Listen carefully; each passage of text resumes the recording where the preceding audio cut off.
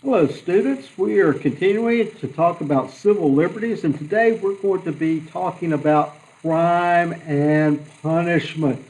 The Constitution protects the rights of people accused, including the right to a fair trial. People convicted of crimes also have certain rights. The Constitution prohibits government from imposing um, such things as cruel and unusual punishment, things like that. So here we go. You know, fairness is a basic part of the United States justice system. That is, you are innocent until, that's right, proven guilty. So that's a cornerstone of the American justice system. How does this come about? Well, the justice system in the United States follows certain rules and guidelines that are established by the Constitution. They're right there for them to read. And that Constitution wants to establish U.S. law in order to resolve lawsuits and criminal trials and other disputes. There are two types of laws, and you need to know this. One is civil law. If you have a fender bender in your car, you go to court. That is civil law. It covers private disputes between people over property or relations. And then there is civil law, and there's criminal law in the category of law that deals with crimes and their punishments. So, two types of laws. First of all, civil law. It is, again, the contract law that involves legal agreements between two or more parties that makes it clear what each party is to do. Um, a marriage is a civil law. Uh, there are certain things that are supposed to happen in marriage, and that you're committed to each other. Another civil law might be property. Well, we'll talk about that in a minute, but property law. You buy a piece of property, you've got to sign all kinds of things off, all kinds of legal documents. There's tort law, which regards legal action when a person is harmed, medical malpractice. Grandma went into the hospital for knee surgery and she caught COVID-19 and died. Well, is that the hospital's fault? Well, somebody could bring medical malpractice, wrongful death, civil rights violations. All those can be tort law. That is, a lawyer gets involved in trying to uh, basically get some money for wrongful injury, death, whatever. Then property law, I've talked about family law. Family law is civil law. You go through divorce, or who gets the children? All those involve civil law. And civil lawsuits, I have this in kind of a backwards order, but the first step in the civil lawsuit, you have a disagreement with someone. The first step is negotiation. This is an alternative dispute resolution in which the sides discuss ways to resolve their issues without the involvement of a third party. Two people have differing opinions. Let's say Walker is driving along and she hits Lola Grace in the cars. Two cars wrecked. They have a disagreement. Who's going to pay the cost? Well, Walker says it's Lola Grace's fault. Lola Grace says it's Walker's fault. Maybe they can come together and settle that then. But maybe not. Then it may go to mediation. And then in mediation, a third party walks in and says, "Okay, girls, let's talk about this thing. How are we going to settle who pays for what?" And maybe it works out, but it may not work out. And then they go to arbitration. That's right, where that third party says, "Okay, I'm going to make a decision concerning this whole accident affair, and whatever I decide, you both agree before I decide, you're going to abide by it, right?" And that would be arbitration. So that keeps you out of court, and you want to stay out of court because once you go to court, you got to hire lawyers, and that gets rather expensive. Civil lawsuits, if it goes to court, there are six steps in all civil cases, both state and federal.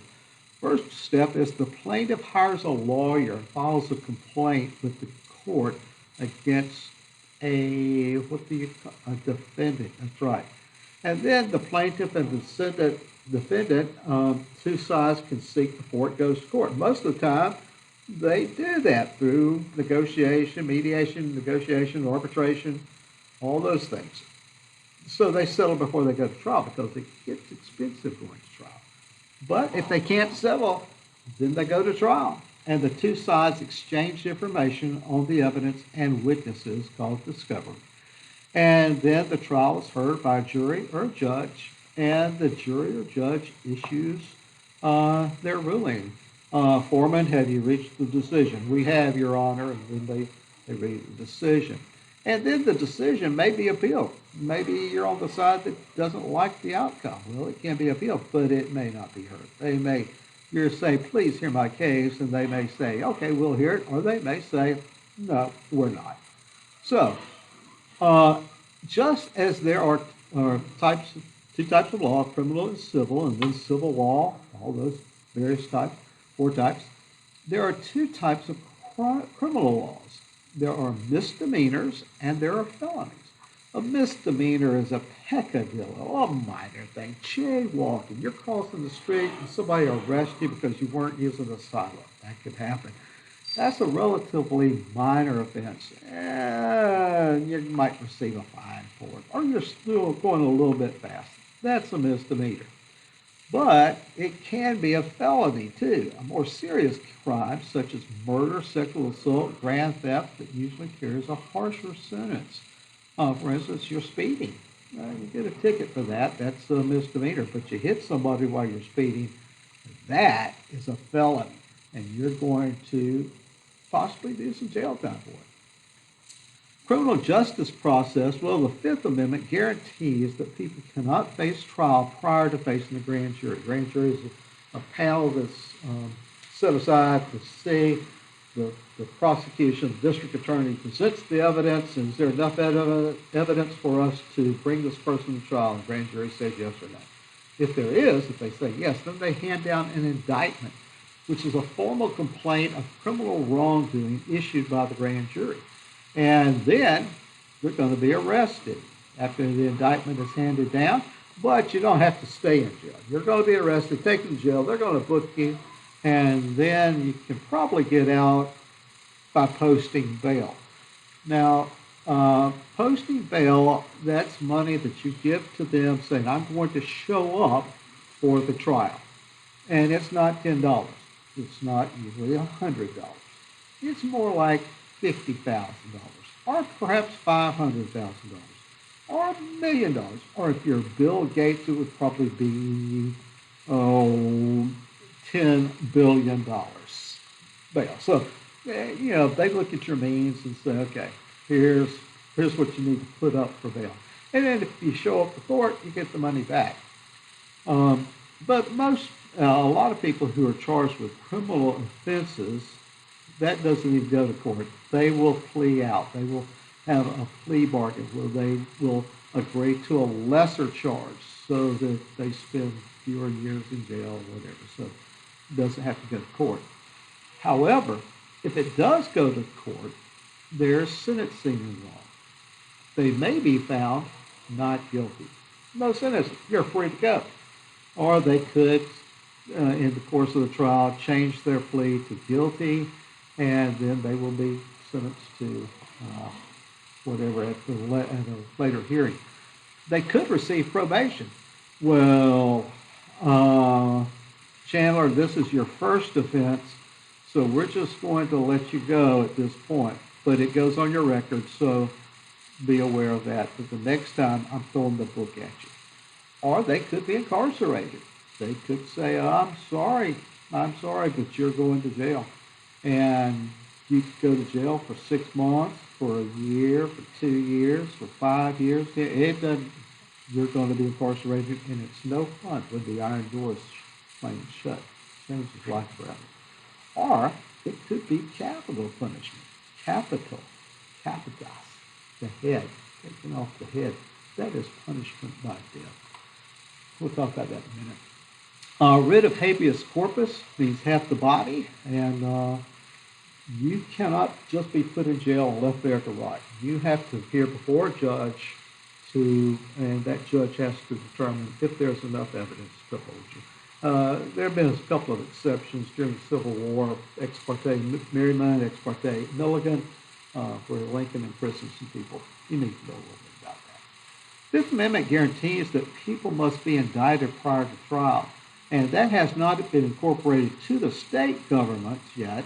It just applies to the federal government, but most state governments also have not juries, but grand juries that they can impound. The Fifth Amendment guarantees against self-incrimination. Government can force people to search or give blood samples. Government can enable people to give testimony against themselves by giving them immunity. They anything you can say on the stand, we will give you immunity.